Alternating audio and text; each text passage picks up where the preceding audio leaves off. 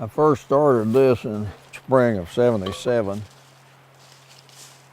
I'd read the Ewell Gibbons book, Hunting the Wild Asparagus, and I got the Maple Sugar book by Helen and Scott Neary. This particular tree is on the edge of a drop-off and some of the roots are exposed, but it is running this year from the sapsucker holes in the bark, so I decided to try it. Ordinarily, you pick a space about 3 feet above the ground on the south side of the tree, but the trees are unusual this year, the way they're doing things.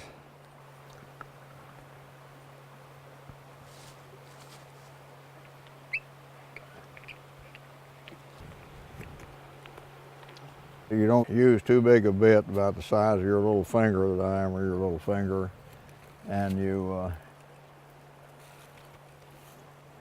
don't go in more than probably 2 joints of the finger. You don't want to be a pig about things in nature. Things may backfire on you and you may kill the tree.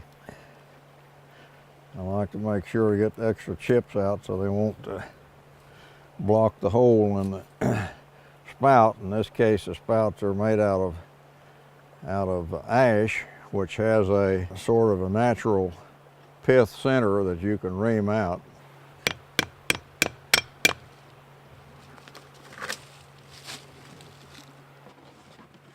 And you will lose jugs. Coons will climb up and bite on them. So I had to carry extra jugs because you'll find one off and all spilled or half spilled or something like that.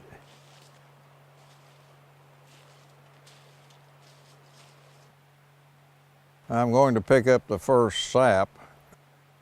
This is the end of the first week in January, and usually, in the old days, I used to start the first week of February. But after a 13-year gap, everything has moved north, apparently an extra month. So I'm having to start earlier than usual. So I'm ready now to see what little I have from these first few trees that have been running now a couple of days.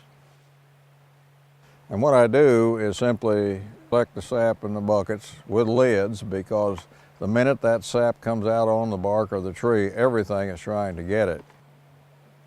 You have to strain it. You need to take a strainer, in this case screen wire.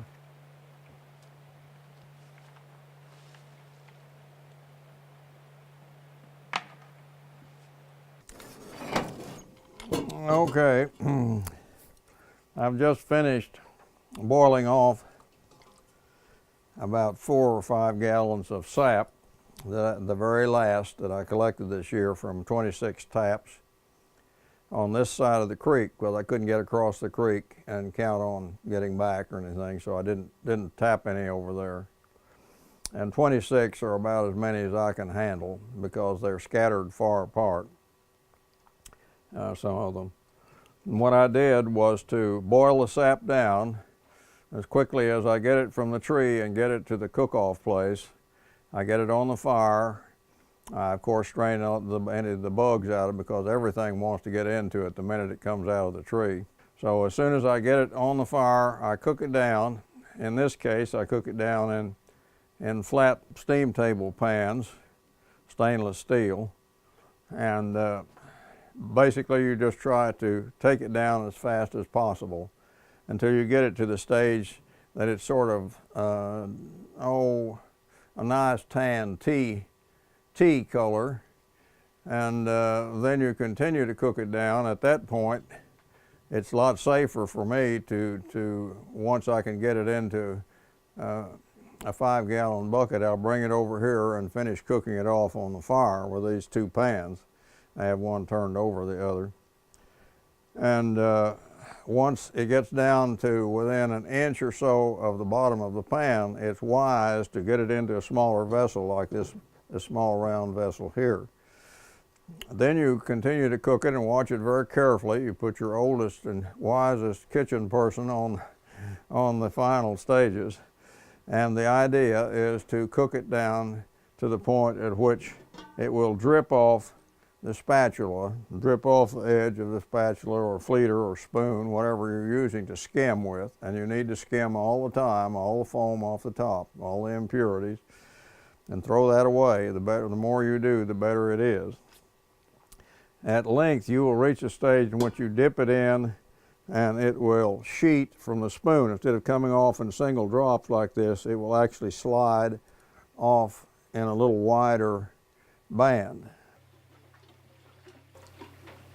There's been an awful lot of syrup finished off in this little mess hall.